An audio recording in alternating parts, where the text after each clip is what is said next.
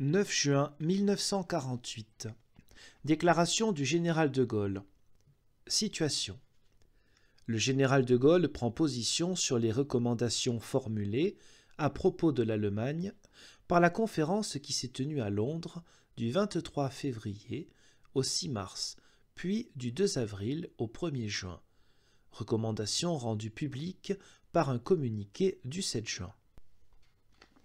Un communiqué relatif à des conversations sur l'Allemagne vient d'être établi à Londres par une conférence d'experts déléguée par les 6 gouvernements français, américains, anglais, belges, hollandais et luxembourgeois. Le communiqué est maintenant recommandé d'urgence à l'acceptation de notre pays. Ce document, qui résulte d'une procédure assez insolite et sort tout à coup de la pénombre dans laquelle il fut élaboré, place la France dans le cas de souscrire, à l'improviste, en bloc, sans contrepartie valable, à des dispositions qui comportent les risques les plus graves pour elle, pour l'Europe, pour la paix. Sous réserve de quelques précautions de forme, le communiqué prévoit, pour l'ensemble des 3 zones, occupées en Allemagne, respectivement par les États-Unis, l'Angleterre et la France, la réunion prochaine d'une assemblée constituante, d'où procédera un gouvernement allemand en vue du rétablissement d'une unité allemande aujourd'hui déchirée. Cela revient, évidemment, à créer un Reich à Francfort. Rien ne saurait, dès lors, empêcher la Russie soviétique d'en créer, à Berlin ou à Leipzig, un autre, mais bâti à sa manière, c'est-à-dire totalitaire, et dépendant d'elle complètement.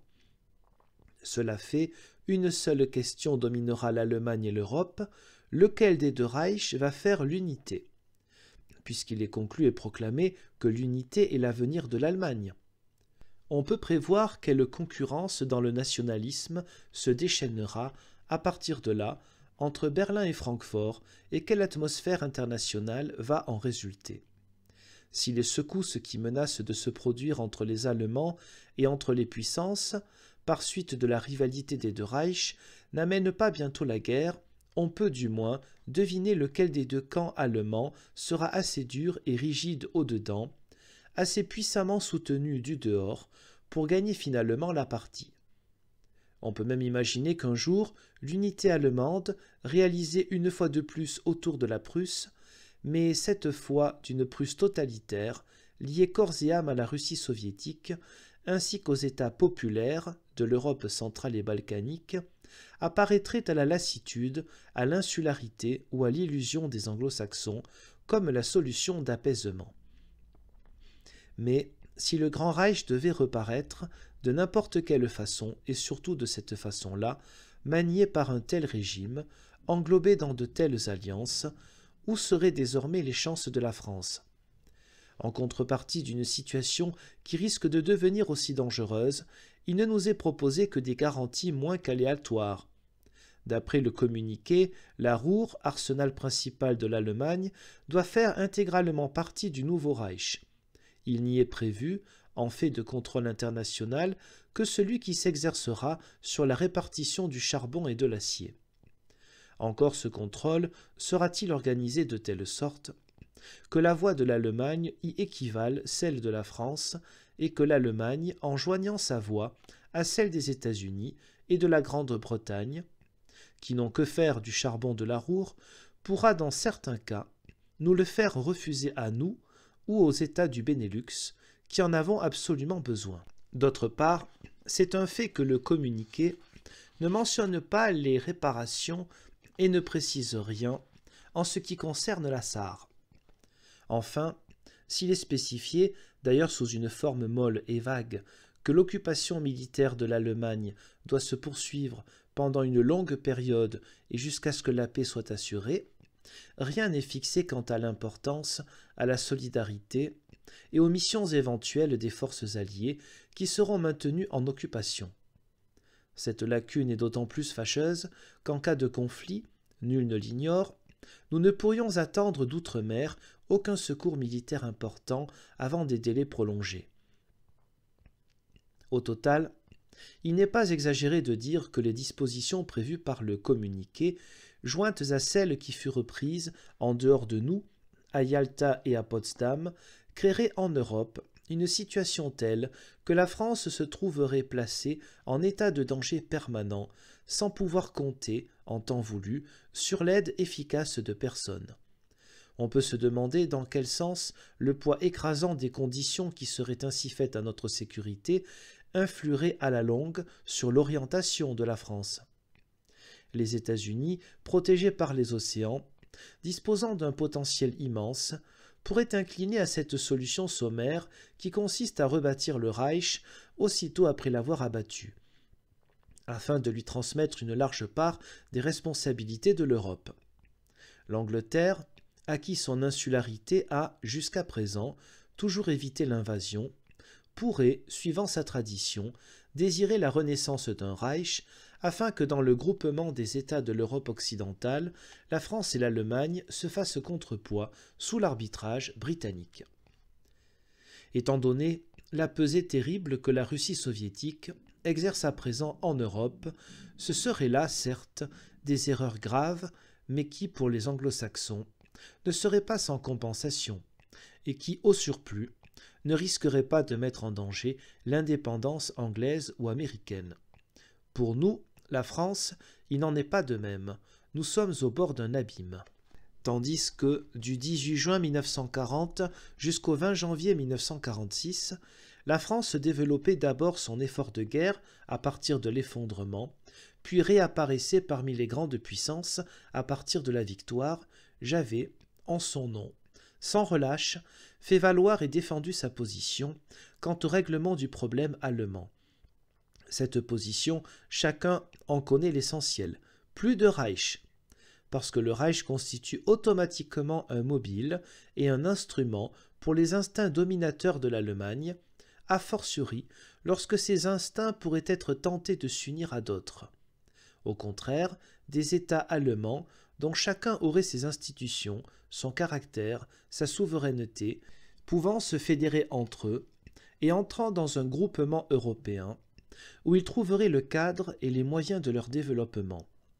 Régime international appliqué à la Ruhr, au point de vue politique, économique et militaire, nous assurant en toute hypothèse une garantie stratégique réelle et procédant, d'autre part, à la répartition du charbon entre ceux qui en ont besoin. Solidarité bien définie des puissances occidentales quant à l'action à mener éventuellement en commun pour la défense des territoires allemands occupés qui sont la couverture naturelle de la France. Enfin, la Sarre liée définitivement à nous, en attendant que, peut-être, l'Organisation des Nations Unies parvienne un jour à réaliser et à garantir une paix solide dans le monde, ce système nous permettrait de vivre et orienterait les Allemands vers la coopération, notamment avec l'Occident, plutôt que vers les grandes revanches.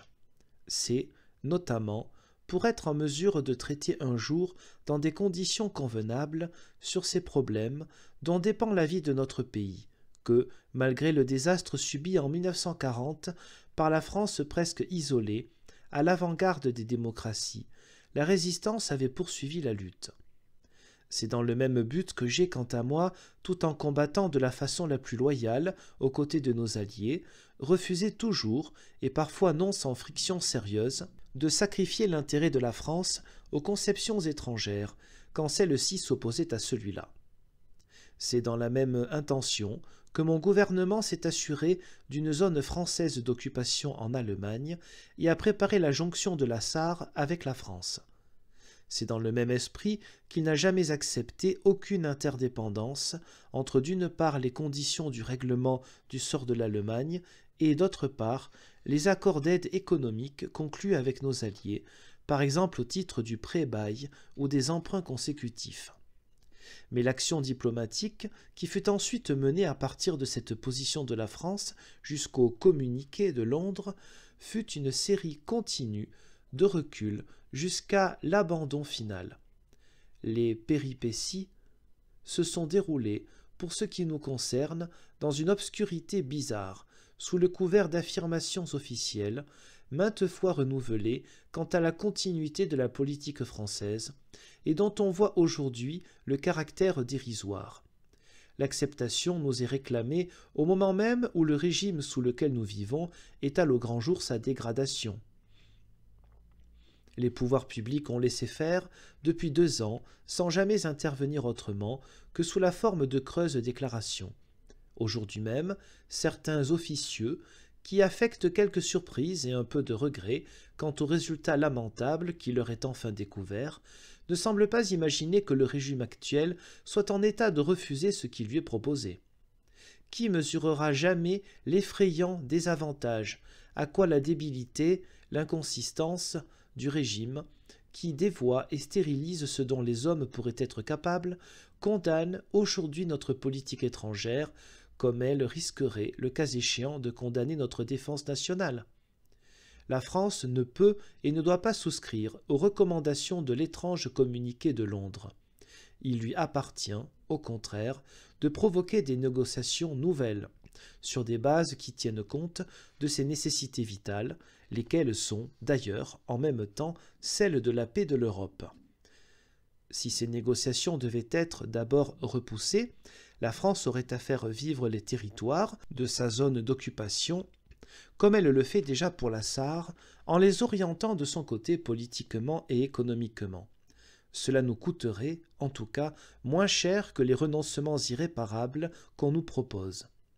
Mais il y a lieu d'espérer que nos alliés de la guerre préféreraient tôt ou tard régler avec la France la paix qui, malgré nos pertes, et quoi qu'on puisse insinuer, ne peut en réalité et en définitive être réglée sans la France. Dans le monde tel qu'il est, la situation de la France est très dure et son avenir est menacé. Pour que, dans de telles conditions, ses intérêts vitaux puissent être assurés, il faut, tout au moins, qu'ils soient défendus avec foi, courage et netteté. Il y faut aussi le soutien du sentiment national. C'est parce que le régime actuel ne peut remplir ces conditions que je tiens pour nécessaire qu'il soit au plus tôt réformé. Je répète simplement, en cette grave occasion, que je suis prêt, quant à moi, à prendre part directement aux responsabilités nécessaires, dès lors que seraient assurés les moyens de les porter.